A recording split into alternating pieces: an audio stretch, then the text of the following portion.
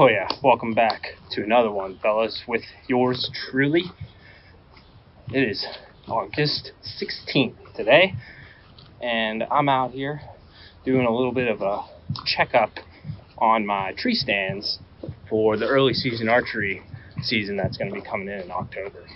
This is a property that I've been hunting for a long time, and basically we're just maintaining some cameras and stands to make sure that we're ready when opening day comes. This area is riddled with a high population of deer, especially does, and it's almost too high of a number. They're overexploiting their resources, and at the end of the day, there's just too many deer for how much resource there is in this region. Even the buck numbers are way too high, and it's at a point where we know these deer by name because they're not leaving, but their offspring are being recruited to this population as well.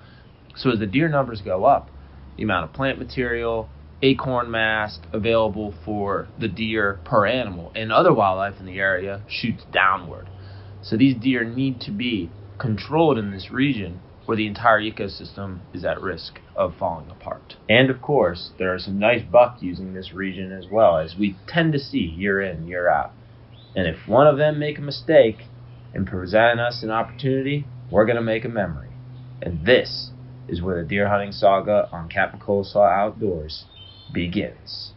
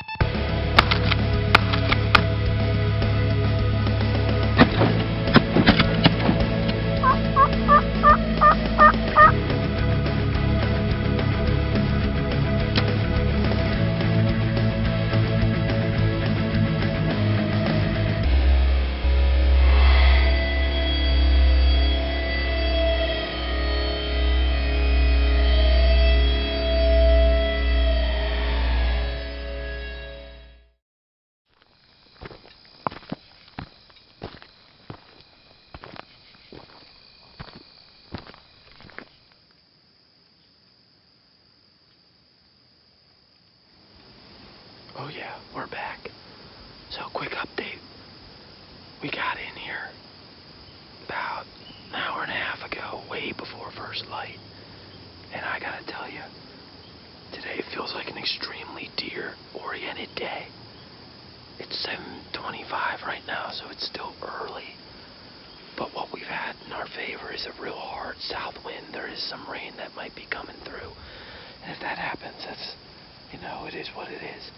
But the wind is literally blowing perfect. It's blowing up this ridge down in front of us here. And it's blowing pretty steady and constant, and it's blowing up into an open field.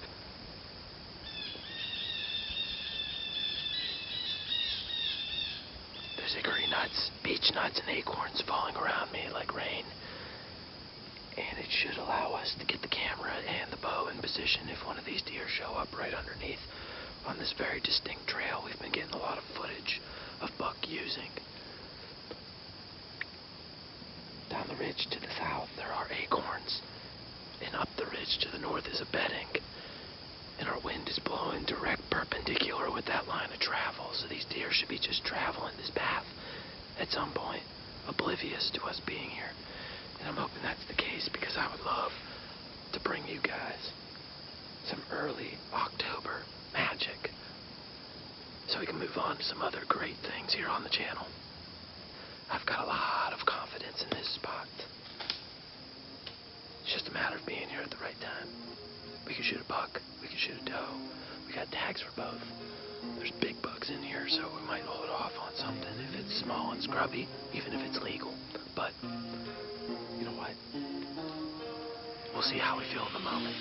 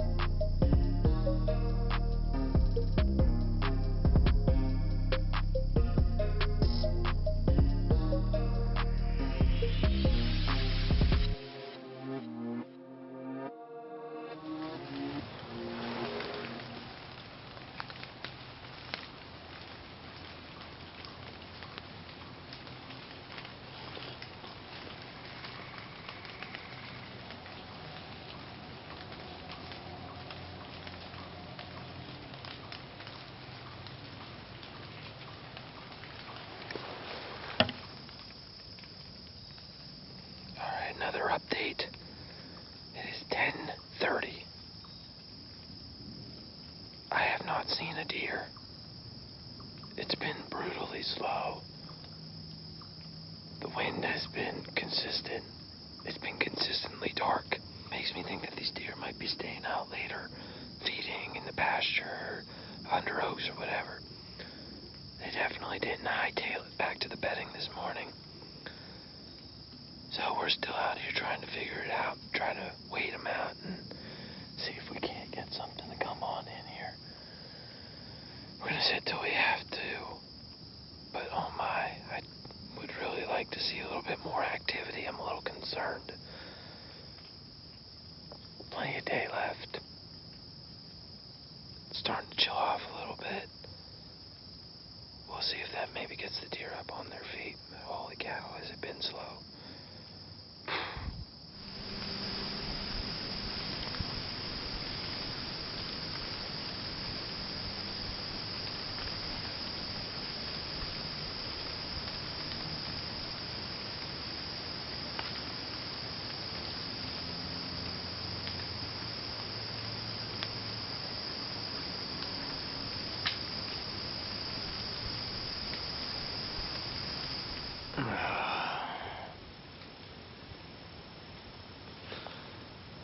It is now about 2:30, so we've been in the stand for 10 hours, and we haven't seen a deer. We haven't seen a single frickin' deer.